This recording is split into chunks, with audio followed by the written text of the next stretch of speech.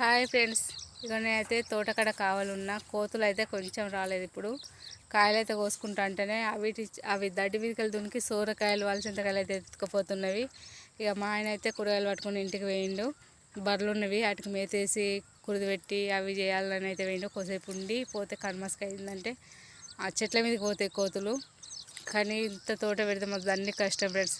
నేను ఒక వీడియోలో చెప్పాను కదా, ఒక అన్న బస్తా బెండకాయ బస్తా ఎత్తే 150 రూపాయలు ఇచ్చిండని. ఆ అన్న ఇవాళ విత్తన పట్లకు వచ్చిండు, నాకు కలిసిండు. అన్నయ్య కూరగాయలు ఎందుకు తెలియదు, తెత్తలేవు కదా, ఓడిసెలు వేసిపోతున్నావా అంటే అన్నాడు కదా.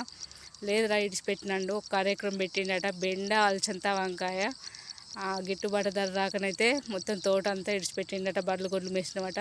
ఇప్పుడు పొలం అవుతుంది కాదురా, ఇక తోట పెట్టాలనే ఇష్టం లేదు, ఈ తోట సుత పెట్టద్దు అని అంటాడు. నాకైతే చాలా బాధ అనిపించింది అప్పుడు. ఎందుకంటే 6 కాలం కష్టపడ్డ పని ఫలితం లేకుండా అయిపోయింది. ప్రతి ఒక్క రైతుకు సుత ఇలా అయితే మస్తు బాధ అనిపిస్తుంది.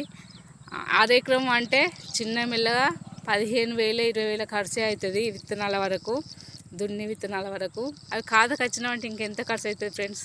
అది చాలా బాగా అనిపించింది. ఎందుకు ఇచ్చిపెట్టినావు అనే నువ్వు కొన్ని నమ్ముకోపోయినావు అంటే నాకు ఇబ్బంది అవుతుందిరా, బండి పెట్రోల్ సుతా వెళ్ళలేదు, ఇట్లా చేస్తే నేను వచ్చి అమ్మాలంటే నాకు నడవది అని చెప్పిండు.